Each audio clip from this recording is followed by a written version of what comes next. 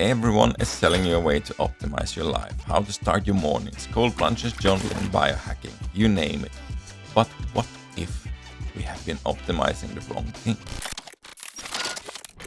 I love routines, but there's a principle behind them that matters more than the routine itself. Over the next few minutes, we're going to dig into that and how you can find your way to the perfect morning routine. Yeah, I know, I sound exactly like them. In the mornings, you set the tone for your day. Your brain is literally wired to receive instructions in the first moment after you wake up. Research published in PNAS, one of the world's leading scientific journals, shows that within the first 30 to 45 minutes of waking, your body goes through what's called the cortisol awakening response, a natural hormone spike that prepares your brain and body for the challenge ahead and set the emotion and cognitive tone for your entire day. Studies show that people who wake up expecting a stressful day show different response than those waking up on a day off. In other words, your first thought and feeling in the morning actually shape how your brain is going to function all day. You are always setting a tone. The question is just, what are you tuning to? Playing without tuning risks sounding off. If you play guitar, you tune before you play.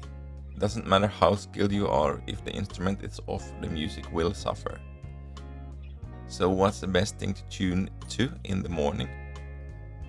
Over 8 years, the Center of Bible Engagement surveyed more than 100,000 people worldwide about their spiritual life. What they found was remarkable. Engaging in the Bible 4 or more days a week is the single most powerful predictor of spiritual growth. But the numbers get even more interesting. People who regularly engage with scripture showed 30% less likelihood of feeling lonely. That's not just spiritual growth, that's leading to becoming a better colleague, a better parent, a better spouse. Starting the day tuned to something bigger than yourself has a way of quietly shaping everything that follows. Here's the thing about tuning, it only works if you have a fixed reference point. You can't tune a guitar to itself. Without God, we're left tuning to our own feelings, and feelings are anything but a fixed point. Or we tune to other people, which is equally unstable. Both drift, both change. Neither gives you a solid foundation for the day.